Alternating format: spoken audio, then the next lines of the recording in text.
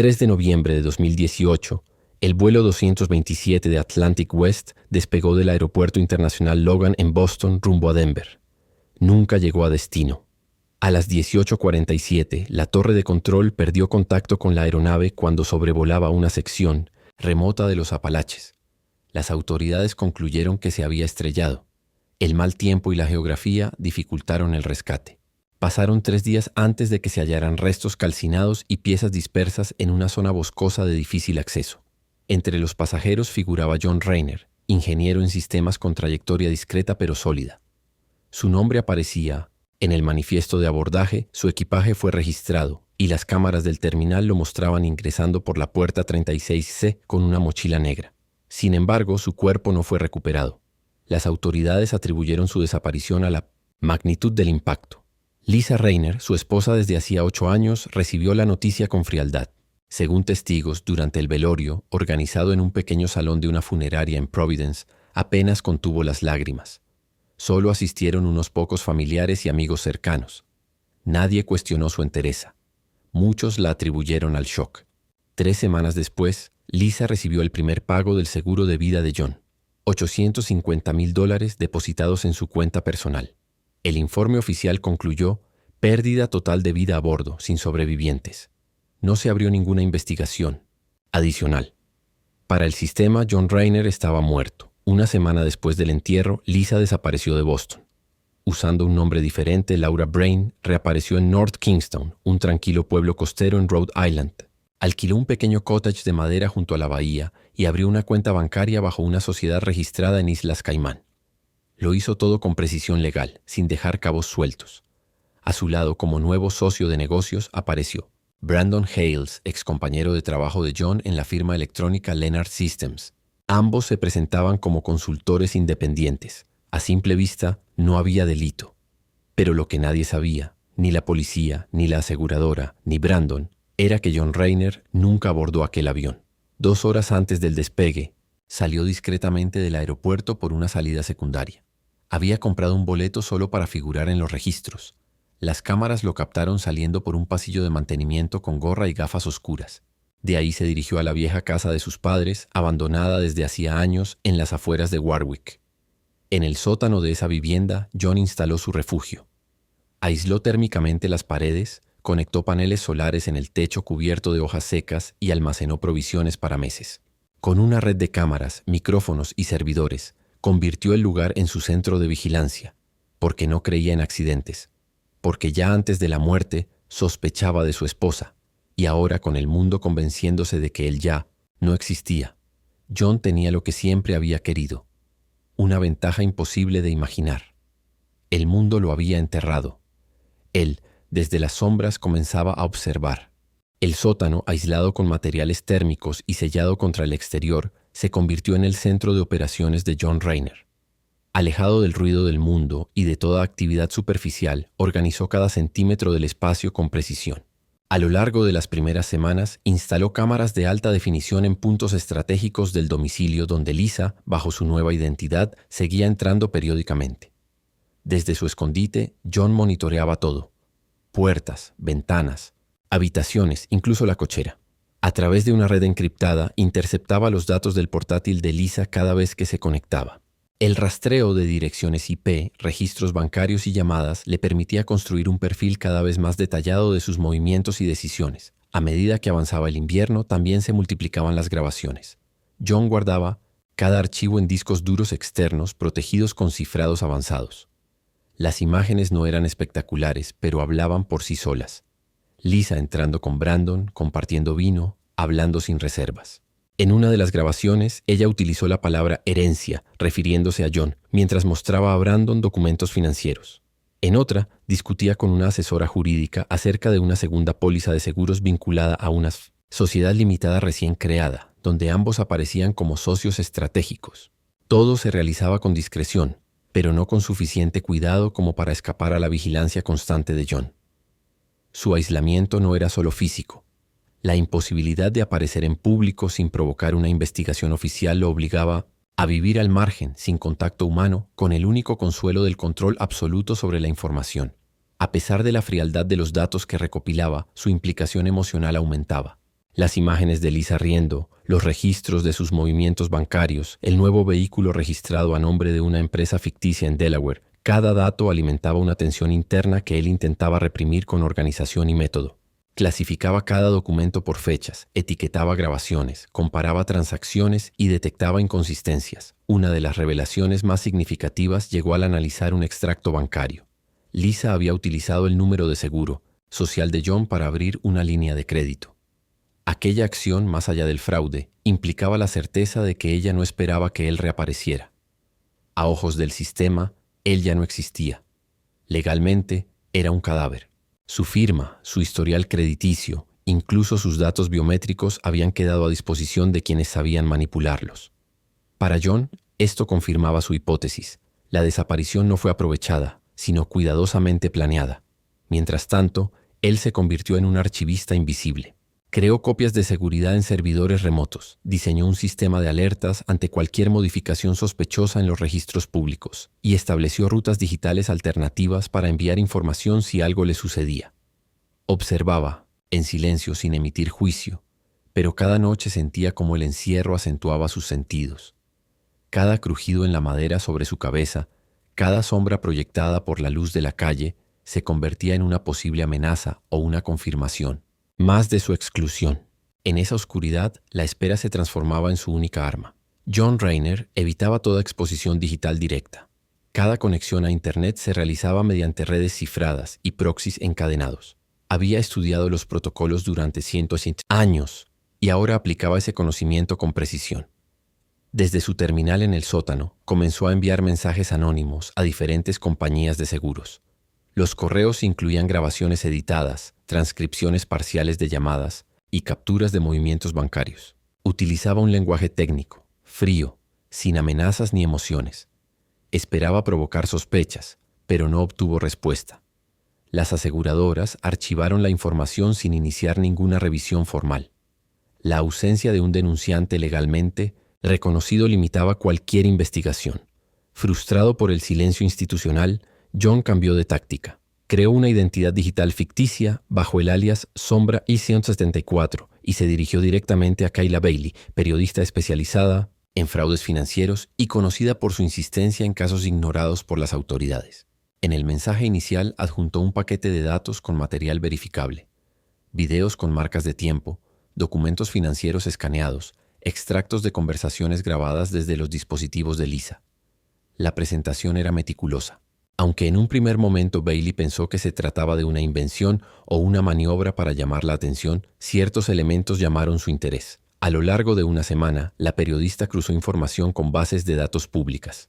Detectó patrones inusuales, empresas registradas con los mismos socios en distintos estados, movimientos sospechosos de capital hacia cuentas en el extranjero y registros de matrimonio contradictorios, incluyendo un certificado emitido en Nevada, que vinculaba a Lisa con otro hombre bajo un nombre distinto.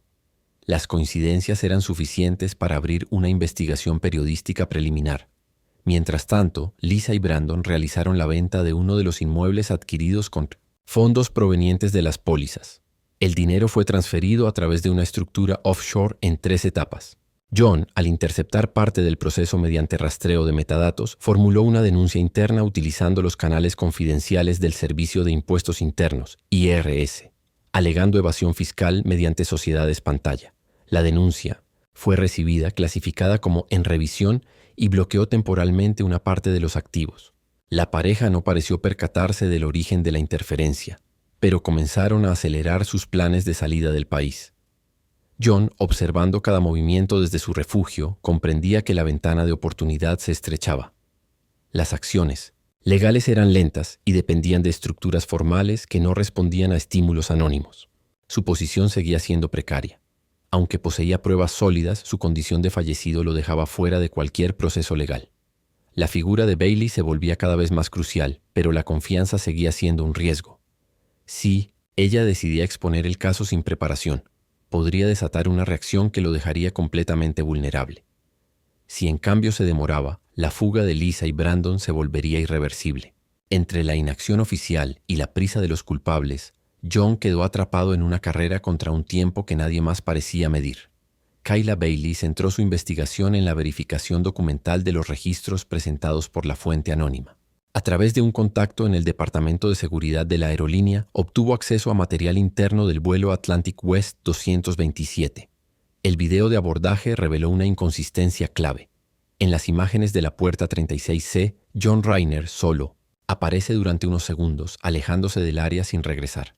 No hay registro visual de su entrada efectiva a la aeronave. La evidencia, aunque indirecta, desmontaba la versión oficial de que había muerto en el accidente. La periodista contrastó estas imágenes con los registros del sistema de cámaras del terminal y elaboró una hipótesis. Reiner nunca subió al avión. La información fue verificada por un segundo analista antes de ser publicada. El artículo en OTC se publicó el 17 de enero bajo el título Hombre muerto en papel, fraude o error del sistema. El texto, sobrio y apoyado en documentos, presentaba por primera vez la posibilidad de que el fallecimiento de John Reiner hubiese sido una construcción administrativa. La reacción en línea fue inmediata. En foros de discusión y redes sociales, usuarios debatían sobre seguros, suplantación de identidad y vulnerabilidad de los sistemas de verificación. La mención a las finanzas de Lisa y la aparición de un socio comercial desconocido añadieron más tensión al caso. Al leer el artículo, Lisa interrumpió el itinerario de salida previsto para el día siguiente. Canceló los pasajes a Zúrich, suspendió las reservas de hotel y contactó a su abogado. Brandon Hales fue enviado a una reunión con asesores legales para evaluar los riesgos de una investigación formal. John, desde su escondite, interceptó la conversación mediante los micrófonos activados en los dispositivos de ambos. Escuchó cómo discutían la destrucción de documentos y la posibilidad de alterar su apariencia física mediante procedimientos estéticos. Se mencionaron rutas de salida alternativas, incluyendo el Caribe y el este de Europa. Al comprender que la pareja podía huir o eliminar pruebas clave, John decidió intervenir directamente. En la madrugada del 22 de enero, se trasladó con discreción hasta la propiedad actual de Lisa y Brandon, ubicada a las afueras de Narragansett. A pesar del riesgo de exposición, logró entrar sin ser detectado. Instaló cámaras ocultas en el sótano y reacondicionó el sistema de vigilancia con una red privada de transmisión. Además, mediante acceso remoto, manipuló el sistema operativo de sus teléfonos, activando los micrófonos para escuchas pasivas sin alertas visibles. Ese acto marcó el fin de su rol como observador pasivo. Si hasta entonces se había limitado a recolectar pruebas y construir un archivo, ahora se preparaba para pasar a la acción. La urgencia y la certeza del movimiento inminente de Lisa y Brandon reducían el margen de maniobra. El riesgo legal, aunque alto, se volvió secundario frente a la posibilidad de perder el control del caso. El encierro prolongado, sumado a la acumulación de pruebas y al desgaste emocional, habían modificado su perspectiva. El operativo de vigilancia se convirtió en una fase de preparación. John no solo observaba, ahora actuaba. Utilizando un servicio de mensajería encriptada y un alias distinto al previamente usado, John estableció contacto con Lisa bajo la identidad de un supuesto inversor interesado en operaciones offshore. El mensaje, redactado con lenguaje técnico y referencias a estructuras fiduciarias, proponía una reunión presencial para discutir una transferencia de capital desde una cuenta bloqueada por error administrativo. El lugar escogido fue un edificio industrial abandonado en los márgenes de Providence, antiguamente utilizado como depósito textil. John acudió al encuentro disfrazado de agente inmobiliario con ropa genérica y documentación falsa, portando una cámara oculta en el botón de su abrigo. La conversación, breve pero sustancial, giró en torno a métodos de extracción de fondos mediante triangulaciones corporativas. Y Lisa, sin sospechar nada, reveló detalles que comprometían la legalidad de sus actividades. Durante la reunión, Lisa describió los pasos que pensaban seguir para extraer el capital restante y mencionó con tono de suficiencia su experiencia previa como viuda con resolución. La frase quedó registrada junto con una imagen clara de su rostro. John extrajo el material y esa misma noche lo envió a Kayla Bailey acompañado de una nueva recopilación documental. La periodista, al revisar las grabaciones, comprendió la gravedad de lo que tenía en sus manos y comenzó a redactar un segundo artículo. Mientras tanto, compartió parte de la evidencia con contactos en los organismos federales pertinentes, pero se encontró con demoras administrativas típicas de procedimientos internos. El ritmo institucional no coincidía con la velocidad de los acontecimientos. Ante la lentitud oficial, John intensificó su estrategia. Creó múltiples perfiles ficticios en portales de denuncias financieras y presentó reclamaciones por fraude asegurador, aportando documentación verificada que vinculaba a Lisa con movimientos de fondos ilícitos. El volumen y consistencia de las quejas provocaron que algunos bancos comenzaran auditorías internas. Las primeras alertas de actividad sospechosa se registraron en cuentas asociadas a sociedades pantalla en Belice y Malta. La presión comenzó a surtir efecto. Esa misma semana, Lisa encontró en el capó de su coche una fotografía impresa. En la imagen, ella y Brandon aparecían besándose frente a una urna funeraria, en un aparente montaje realizado a partir de 18.000 capturas reales. El mensaje implícito era claro. El impacto psicológico fue inmediato. Suspendió todas sus comunicaciones móviles. Se deshizo de 2 tarjetas SIM y desconectó la red doméstica. Pero ya era demasiado tarde. John había infiltrado su entorno digital y físico. Cada desplazamiento, conversación o conexión era registrada y analizada. Las autoridades locales, alertadas por una fuente anónima, iniciaron una verificación preliminar de movimientos financieros, aunque sin órdenes judiciales no pudieron ejecutar detenciones. El proceso se mantenía en etapa administrativa. Al advertir que la estructura legal no ofrecía respuestas inmediatas, Kayla Bailey decidió avanzar por cuenta propia. Preparó un especial en formato de transmisión en vivo, un riesgo considerable para su carrera, pero una oportunidad de presión pública directa. La preparación técnica del programa comenzó en paralelo a la revisión final del nuevo material. El relato estaba por irrumpir en el espacio público sin filtros. El 28 de enero, Kayla Bailey emitió en directo un reportaje especial titulado El muerto que investiga, la sombra detrás del fraude. La transmisión, difundida desde una plataforma digital independiente, combinaba narración periodística con imágenes inéditas. En pantalla aparecieron fragmentos del velorio de John Rayner, extractos de los registros bancarios vinculados a Lisa, así como comparaciones de marcas de tiempo entre los movimientos del aeropuerto y la falta de su presencia a bordo del vuelo 227. También se incluyó un análisis forense del audio recopilado, donde se escuchaban conversaciones comprometedoras entre Lisa y Brandon, sin edición de contexto.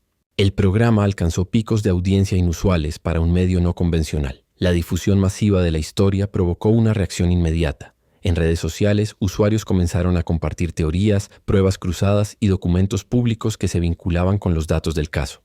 Algunos ex colegas de John confirmaron la existencia previa de tensiones personales en su matrimonio, lo que dio aún más fuerza a la hipótesis de un fraude deliberado. Los medios tradicionales retomaron el contenido del especial y lo amplificaron. La policía local, hasta entonces inactiva, se vio obligada a emitir una solicitud formal de revisión de archivos aeroportuarios. John Rayner, desde su sótano, siguió la transmisión en tiempo real. Conectado a través de canales privados, escuchó cómo las frecuencias policiales empezaban a registrar actividad relacionada con su nombre. Se solicitaron datos al archivo central del aeropuerto de Boston y se enviaron peticiones a la aerolínea para revisar los protocolos de verificación de embarque. El caso, hasta ese momento limitado al ámbito digital y administrativo, comenzaba a filtrarse al sistema judicial. Lisa, al ver la emisión, reaccionó con pánico. Según los registros interceptados, canceló cualquier intento de salida del país y buscó asesoría legal para frenar la difusión de la información. Los intentos fueron infructuosos. Los documentos ya estaban circulando por múltiples plataformas. Brandon Hales, por su parte, rompió el ordenador portátil donde almacenaba parte de los documentos de sus operaciones, lo que fue registrado por las cámaras ocultas que John había instalado en su vivienda semanas antes. Cada gesto fue documentado, clasificado y archivado. Al día siguiente, el domicilio de Lisa fue objeto de una denuncia formal. Las autoridades iniciaron un proceso de verificación patrimonial bajo el marco de la Ley de Procedimientos Administrativos. No era una orden de detención, pero sí un instrumento suficiente para limitar los movimientos financieros y emitir una alerta migratoria. El bloqueo impidió que Lisa y Brandon pudieran utilizar varias de las cuentas que mantenían activas en el extranjero. La tensión entre ambos comenzó a evidenciarse en sus interacciones. John, al revisar los nuevos datos obtenidos mediante la interceptación de mensajes, descubrió una conversación entre Brandon y un tercero, en la que se mencionaba la existencia de un cadáver hallado junto al puente Highway 41, el mismo día del accidente aéreo. La frase «el cuerpo viejo que encontré» aparecía en un contexto ambiguo, pero suficiente para alterar el eje de la investigación. La muerte de John, hasta entonces simbólica, parecía haber sido reemplazada por una víctima real. La naturaleza del caso dejó de ser solo financiera. A partir de ese momento emergió una nueva dimensión, la posibilidad de un crimen aún no identificado. La periodista Kayla Bailey, tras recibir la transcripción del mensaje interceptado en el que se mencionaba un cuerpo viejo, inició una verificación cruzada de reportes forenses en el área cercana al aeropuerto Logan durante la semana del accidente. En los archivos de desaparecidos figuraba una mujer sin hogar, registrada bajo el nombre Eleanor D., quien había sido vista por última vez el 2 de noviembre, un día antes del siniestro. Según un reporte marginal del Departamento de Policía de Boston, el cuerpo de una mujer carbonizada había sido hallado al margen del puente sobre la ruta Highway 41, a unos kilómetros del perímetro aeroportuario. La causa de muerte había sido clasificada como indeterminada por la gravedad de las quemaduras, y el caso cerrado por falta de identificación concluyente. El equipo forense del condado había archivado los restos como persona no identificada, sin conexión directa con el accidente del vuelo 227. Sin embargo, un detalle en una de las grabaciones aportadas por John permitió reabrir la línea investigativa.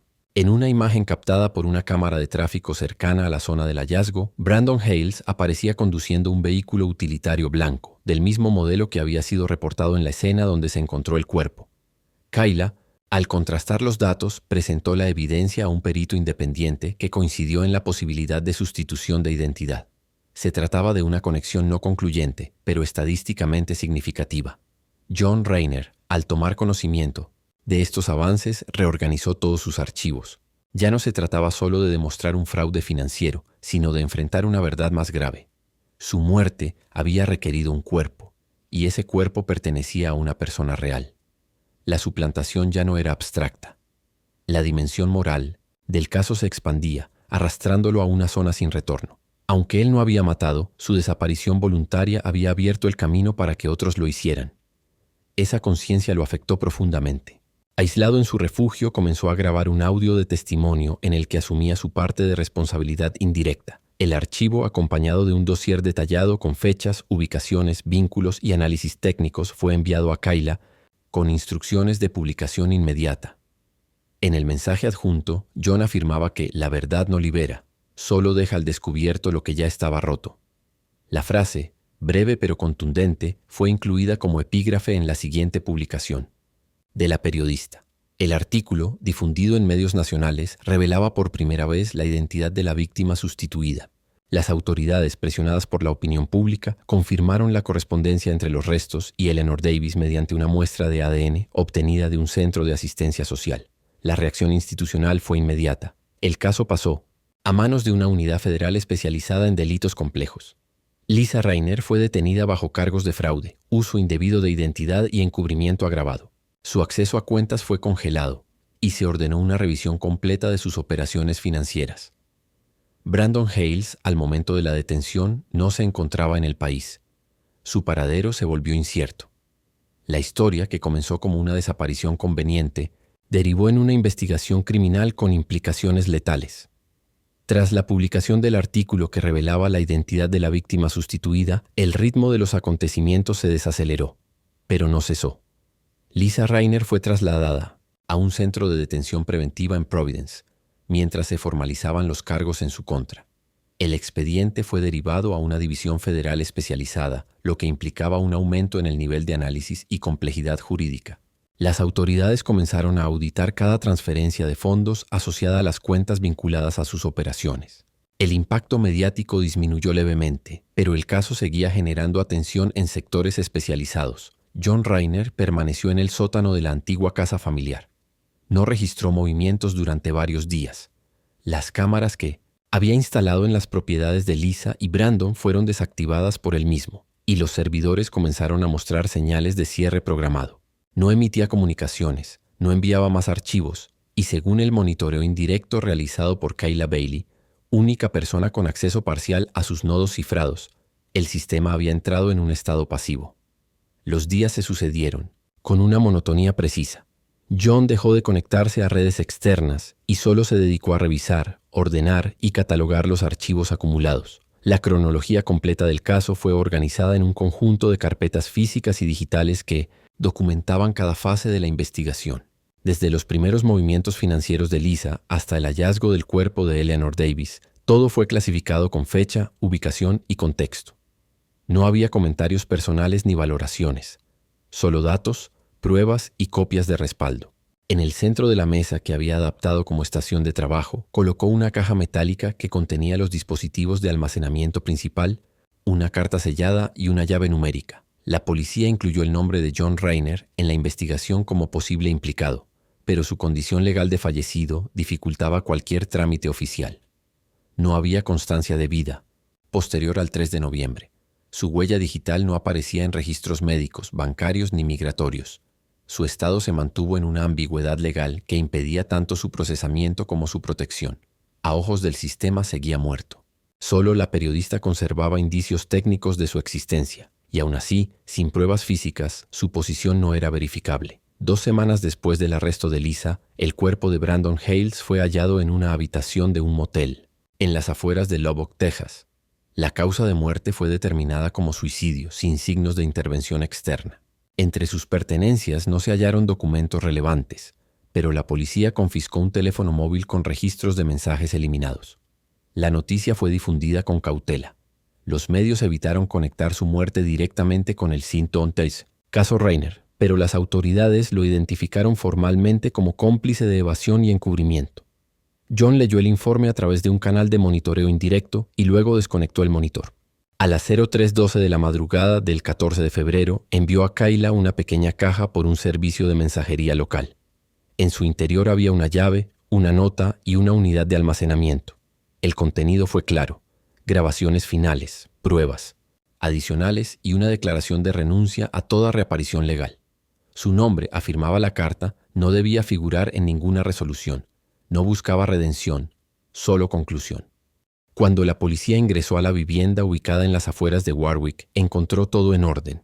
No había señales de lucha ni evidencias de ocupación reciente.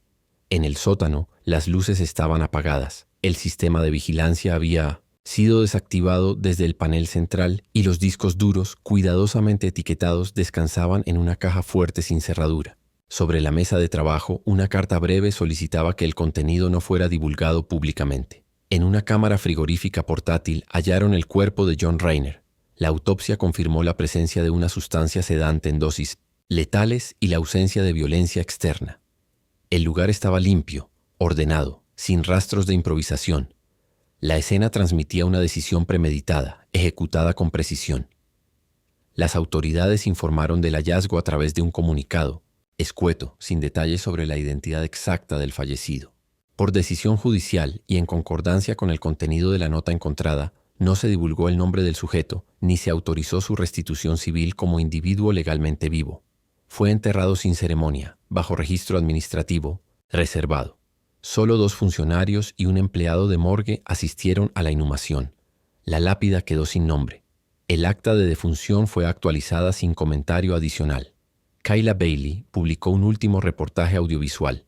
El material, elaborado a partir de los archivos entregados por John, reconstruía la secuencia de los hechos desde una perspectiva cronológica y factual.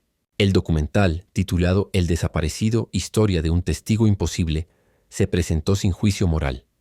Incluía fragmentos de grabaciones, documentos notariales, rutas financieras y análisis de procedimientos legales. El enfoque no buscaba exponer emociones, sino mostrar las consecuencias acumuladas de una cadena de decisiones ocultas. Fue emitido por una plataforma académica de investigación social y alcanzó una audiencia moderada, especialmente en círculos jurídicos y universitarios. Lisa Rainer fue finalmente condenada a 15 años de prisión tras aceptar un acuerdo con la fiscalía. La sentencia incluyó cargos por fraude de seguros, falsificación de documentos y complicidad en la manipulación de identidad.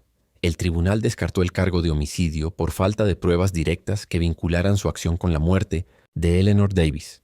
Durante el juicio mantuvo una actitud distante, limitando sus declaraciones a aspectos técnicos. Tras el veredicto, fue trasladada a un centro penitenciario de seguridad media. Su defensa no apeló.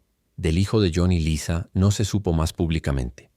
Según documentos judiciales sellados, el menor fue asignado a la custodia de la madre de John, residente en el estado de Maine. Se impuso una orden de confidencialidad sobre cualquier información relativa a su paradero y proceso de adopción. No se autorizó ninguna entrevista ni fotografía. La historia concluyó sin héroes. No hubo justicia redentora ni recuperación del orden.